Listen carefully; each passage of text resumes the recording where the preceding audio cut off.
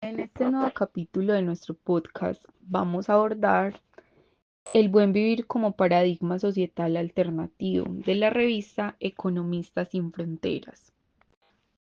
A lo largo de este podcast vamos a resolver ciertas preguntas de acuerdo como a la lectura y al análisis que se hizo en el transcurso de lo leído.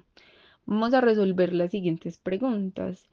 ¿Cómo se configuró la construcción histórica del buen vivir en Bolivia? ¿Qué relación tiene la economía solidaria con el buen vivir? ¿El buen vivir es un tipo de desarrollo humano? Sí, no, ¿por qué? Pues vamos a saberlo en lo que resta de este podcast. Resulta que la construcción histórica de este buen vivir em, fue realmente un proceso muy complejo en Bolivia y fue algo prolongado. Ha sido como ese resultado de resistencias indígenas, de movimientos sociales y de factores contextuales tanto locales como globales. Estas raíces históricas del buen vivir de Bolivia se encuentran muy ligadas a las luchas y reivindicaciones de los movimientos indígenas por la tierra, el territorio, la autonomía, la autodeterminación. Esto se ha visto desde el colonialismo, las conquistas de tierras y también la privatización de estas tierras colectivas como bajo de unas ideas liberalistas. Esto generó una batalla como continua entre ideas liberales y comunitarias. La resistencia indígena allí en Bolivia y los levantamientos estallaron eh, muy seguidamente, donde se buscaron como algunos arreglos autónomos con los indígenas. A partir de las décadas de 1920 y 1930, las luchas políticas como entre indígenas comenzaron a mezclarse con ese pensamiento de izquierda. Em, donde se combinaron como diferentes demandas para la devolución de tierras, con algunas demandas de control estatal como por la minería. Em, También más o menos en la década de los 70 surgió una conglomeración de grupos llamados los Aymaras, que entonces combinaban como unas consideraciones étnicas y culturales, como con algunas preocupaciones por las relaciones de clase y el papel que jugaba el campesino. En 1973 se propuso entonces un manifiesto donde se proponía como públicamente reconstruir una nación aymara, donde se sentaron unas bases para un proyecto político y cultural. En 1979, el Centro Sindical como de Campesinos de Bolivia incorporaron como la liberación de las naciones indígenas y la creación de una sociedad plurinacional en la agenda política.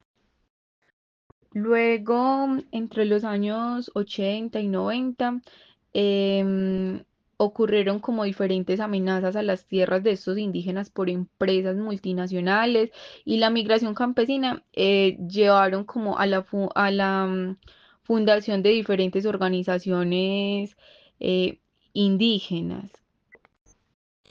En la conmemoración de los 500 años de resistencia como a ese colonialismo, en 1992, fue un momento muy importante para que crecieran estos discursos indígenas.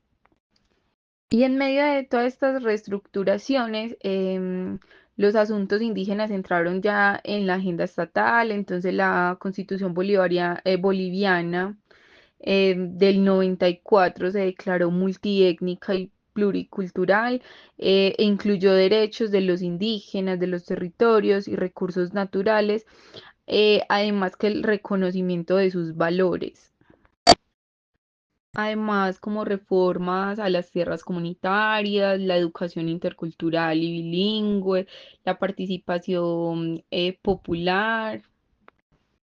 Y como a inicios de el nuevo milenio, movimientos indígenas y campesinos se unieron como a movimientos antiglobalización, donde estos discursos culturales indígenas comenzaron como a ser un símbolo de resistencia, donde se presentaron como alternativas locales contra algunos procesos muy reconocidos como la Guerra del Agua, que fue en el 2001, y la Guerra del Gas en 2003. Entonces se unieron diferentes movimientos como en nombre de esa soberanía nacional, donde se enfatizó como en ese desarrollo indígena. Y resulta que tras la elección de Evo Morales en 2005, el Buen Vivir se fue incorporando como eje central en los planes de desarrollo. Em, entonces, más o menos en 2009 se presenta el vivir bien, como dentro de esos principios éticos y morales de la sociedad en Bolivia, una sociedad plural, donde se utilizan diversas variedades lingüísticas indígenas, donde se declara el Estado de Bolivia como plurinacional. Y entonces, respondiendo como a la segunda pregunta que nos trazamos al inicio, esa relación que hay entre la economía social y solidaria y el buen vivir es un elemento importante como en este sistema del buen vivir, ya que este es como una vía adecuada para avanzar como hacia economías alternativas, ya que su objetivo principal no es la acumulación de un capital, sino garantizar una calidad de vida de las personas, de las familias, de las comunidades y pues de la sociedad en general, de una manera sostenible para el futuro, respetando la naturaleza y como esas libertades humanas, donde se hace énfasis como en las relaciones de cooperación, de complemento, en el ejercicio de la solidaridad, y dejan como esa competencia de intereses privados como a un lado. Entonces podemos decir que es una economía que se sustenta como en el trabajo y no en el capital. Y para responder a la última pregunta, ¿el buen vivir es un tipo de desarrollo humano? Pues según lo leído en este documento tan interesante, ese buen vivir no es simplemente como un tipo de desarrollo humano, aunque en América Latina se ha venido como presentando unas confusiones como en cuanto a esas ideas.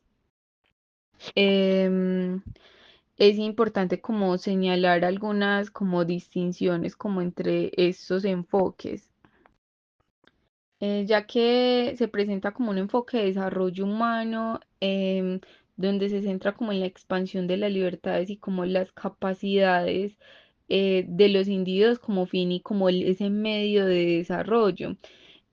También está la protección de la naturaleza. em, que asegura como que las personas se puedan expandir, como que se expanda la libertad de estas personas. La vida comunitaria también es vista como un instrumento para la expansión de las capacidades individuales. En cuanto al buen vivir, como basado como en los pueblos originarios como andinos, se promueve como una cosmovisión más integral, donde hay unos principios éticos comunitarios, donde la comunidad y la naturaleza son como estos elementos fundamentales para tener una vida plena. em, donde esta comunidad como entre seres humanos, el territorio y naturaleza es fundamental. Entonces, esto es todo por hoy. Es prácticamente una abrebocas a este texto tan interesante que se abordó el día de hoy en este podcast.